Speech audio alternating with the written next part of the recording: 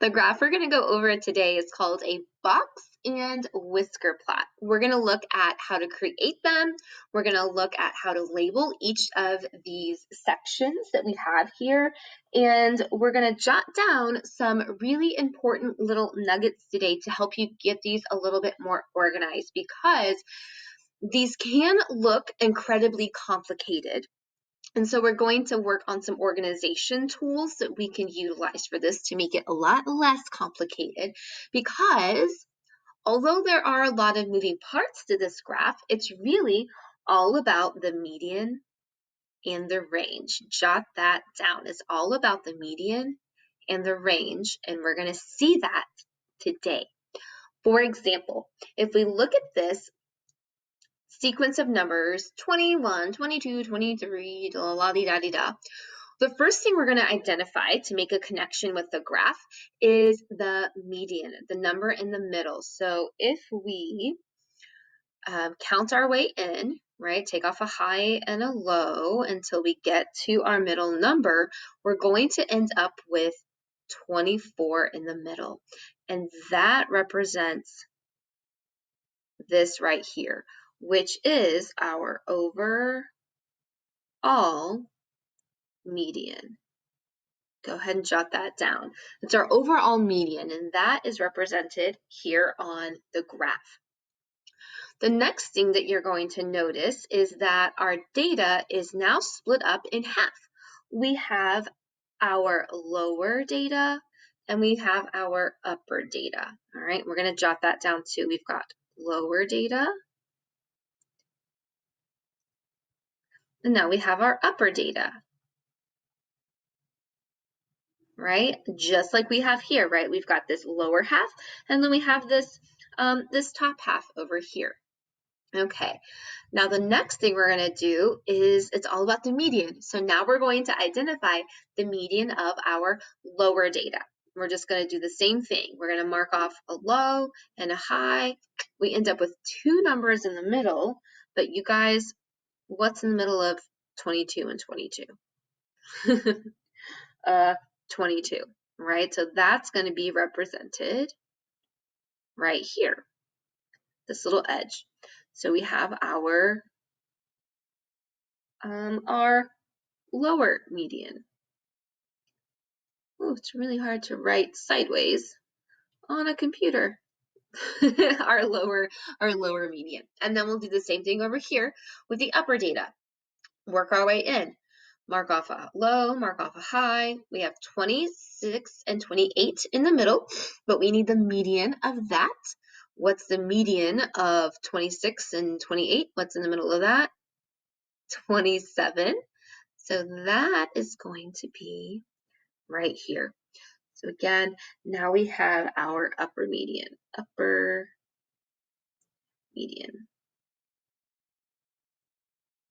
Okay, and that creates our box from our box and whisker. And now we're going to see, where do we find that connection with our whisker, right? We literally have a box and then our whisker out here to the side. So I'm going to grab a different color.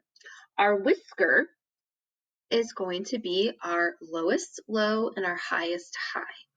And that's where that comes in, that connection, our lowest low and our highest high. That's it, our lowest number, and then we have our highest number. All right, so our box comes from the overall median, and then the median of our lower data, the median of our upper data, and then our whiskers come out here to create our whiskers are created from our lowest number and then our highest number. All right, so that's just how the graph in and of itself works. And now we're going to look at, what do all of these pieces represent? Okay, so let's take a peek. We can see that our box and whisker plot is chunked into 4 parts. 1, 2, 3, 4. So we're going to look at, what are these 4 parts called and how do we remember them? The parts are called quartiles, right? Where have we heard something that sounds similar to that before? right? Quartiles, quartiles, quarters, quarts, quad, right?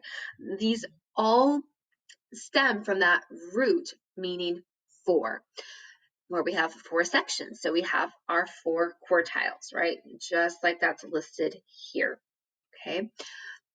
So the way that I always remembered which was the first quartile, like which line represents the first quartile, is I started with that connection between quarters. And so I want you to jot this down in the bottom. Start by labeling the percentages, and we'll see why in just a second. So, and because 25% equals 1 quartile. Okay, and if we think about it, 25 cents equals 1 quarter. All right, so again, going back to what we know, 25 cents is a quarter, 25% is a quartile. We're going to start with 0%, right? We're going to think of this like a percent bar. It goes from 0% all the way up to 100%. So our first little ticker mark right here, 0%, and then we have 25%, 50%, 75%, and then 100%. Well, hello, you guys. 25%, 25 cents equals 1 quarter. 25% equals our first quartile. 50% represents the second quartile. 2 quarters is 50 cents. 75% represents the third quartile, and so on. All right, so that first quartile, Q1, is going to represent our lower median. Jot that down. Our second quartile is going to represent our overall median, the median of all of our data.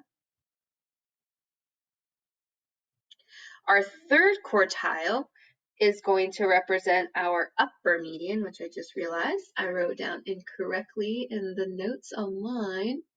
Upper median. So if you have the notes that are filled in, make that change because I jotted down the wrong number on there. And then our fourth quartile is going to simply represent our highest number. Okay, so if we're asked, which number represents the first quartile? Our answer is going to be 22. Which data point represents the second quartile? Well, there's the second quartile. That would be 24. Which data point represents the third quartile? Well, that would be right here, which would be 27.